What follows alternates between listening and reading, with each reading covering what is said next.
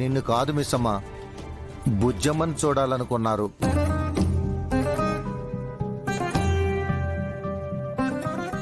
మళ్ళీ పుట్టిన నా అరుంధతిని చూడాలనుంది. నేను తనని చాలా మిస్ అవుతున్నాను. తన దూరాన్ని తట్టుకోలేకపోతున్నాను. తను ఎక్కడుందో కనిపెట్టి నా అరుంధతిని నా దగ్గరికి తెచ్చుకుంటాను.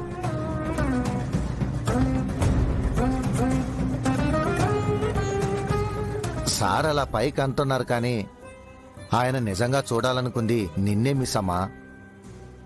అమ్మా, లక్కీగా నువ్వు అక్కడికి రాలేదు కాబట్టి సరిపోయింది. ఎందుకు రాలేదు? ముసుగేసుకుని వచ్చింది కదా. మిస్సమ్మా, నువ్వు అక్కడికి వచ్చావా? నిన్న అక్కడ బోర్కా గెటప్లో ఉన్నది వేరే అమ్మాయి కదా. ఆ అమ్మాయినే కదా మనోహరి కారుతో డాష్ ఇవ్వబోయింది. రాథోడ్, నేను అనుకొని వేరే అమ్మాయికి డాష్ ఇచ్చింది.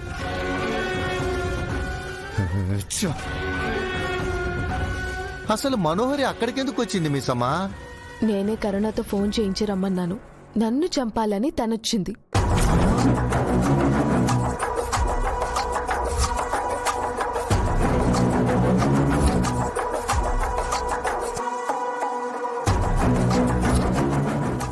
నిజంగా ఈ 2 ప్రమాదాలు తప్పాయి మిస్సమ్మా. ఆ మనోహర్ని ఏం చేసినా పాపం లేదు. ఏం చేస్తామో చెప్పు మిస్సమ్మా. దానికి మూడింది రాథోడ్. డైరెక్ట్ అటాకే. దాని పాపాలన్నీ లెక్క కట్టి దాన్ని కట్టకొట్టి పాతాళంలోకి పడేసే టైం వచ్చింది. ఓకే మిస్సమ్మా, మనోహర్కి నువ్వు ఎదురు పడబోతున్నావా? అవును రాథోడ్, దాంతో ఫేస్ టు ఫేస్ ఫైట్ చేయబోతున్నాను. సూపర్ మిస్సమ్మా, ఇటువైపు నుంచి నేను కూడా రెడీ. నేను కూడా రెడీ. ఇక డి అంటే డి. ఇక డి అంటే డిఏ. డి.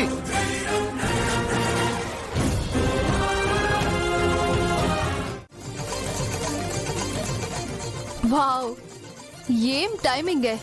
పంతులు గారు మీ గురించే చెప్తుర్రు. మా గురించా? అవునే, మీ ఆయనే పరమశివుడు, మీ అక్క అరుంధతేమో పార్వతీదేవి, నువ్వేమో గంగామాత. అంతలేదే, ఆయనేం నన్ను తల మీద పెట్టుకోలేదు. నువ్వు కూడా తల మీద ఎక్కేదానివి కాదులే. అందుకే మీ ఆయన నిన్ను గుండెల్లో పెట్టుకున్నాడు.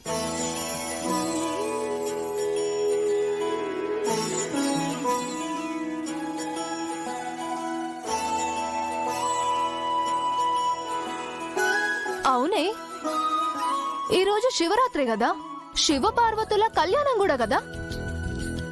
ఇంత పవిత్రమైన రోజున ఆ శివుణ్ణి చూడకుండా ఆయన కంఠంలో విషాన్ని, మెడలో ఉన్న పాముని చూడ్డానికి గుడికి తీసుకొచ్చినవా ఏందే?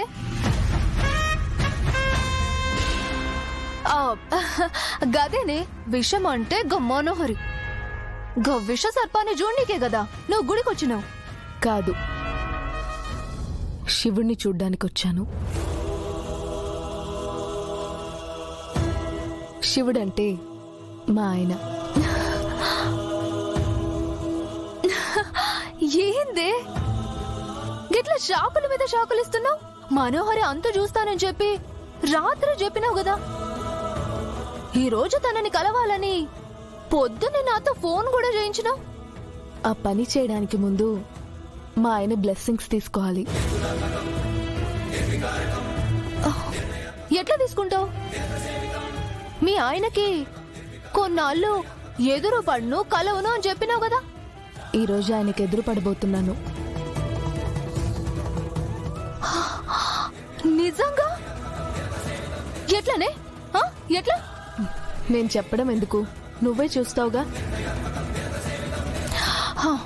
హీగో, నాకు ఈ సస్పెన్స్ అవసరమా?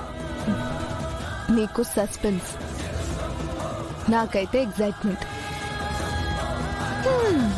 Wait and see. Yeah.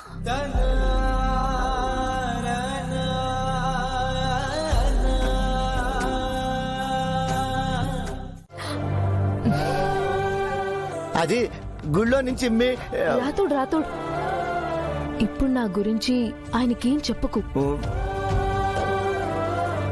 Sir పంతులు గారు సార్, మనం అభిషేకం చేయించాలని చెప్పాం కదా, హ, ఏ టైంకి వస్తున్నారు అని అడుగుతున్నారు. బయలుదేరుతున్నావు అని చెప్పు.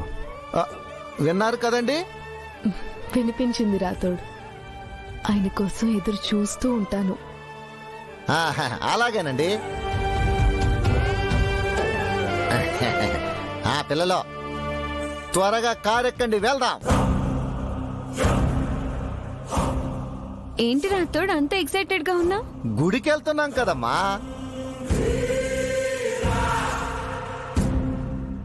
గుడికి అంత ఎగ్జైట్మెంటా? గుడికి వెళ్ళాక టొయ్యం టొయ్యం టొయ్యం టొయ్యం అందరూ ఎగ్జైట్ అవుతారు. గుడిలో అంత స్పెషల్ ఏముంది? శివయ్య, శివరాత్రి కదా, ఆ మాత్రం ఎగ్జైట్మెంట్ ఉంటుంది కదా.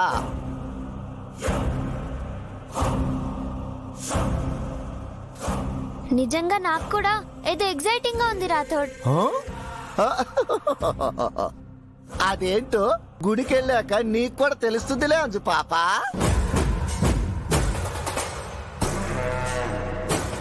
రాతోడేంటి ఓవర్ యాక్షన్ చేస్తున్నాడు మనోహరి? వాడెప్పుడు నార్మల్ గా యాక్టింగ్ చేశాడని. సార్, మీకు కూడా చాలా ఎగ్జైటింగ్ గా ఉంది కదా సార్? నాకు అలా ఏం అనిపించట్లేదే. గుడికి వెళ్ళాక అనిపిస్తుందిలే సార్. అంతా శివయ్య దయ. ఓం నమ శివాయ. ఎక్కడెక్కడెక్కడెక్కడే ఎక్కడే పదండి సార్.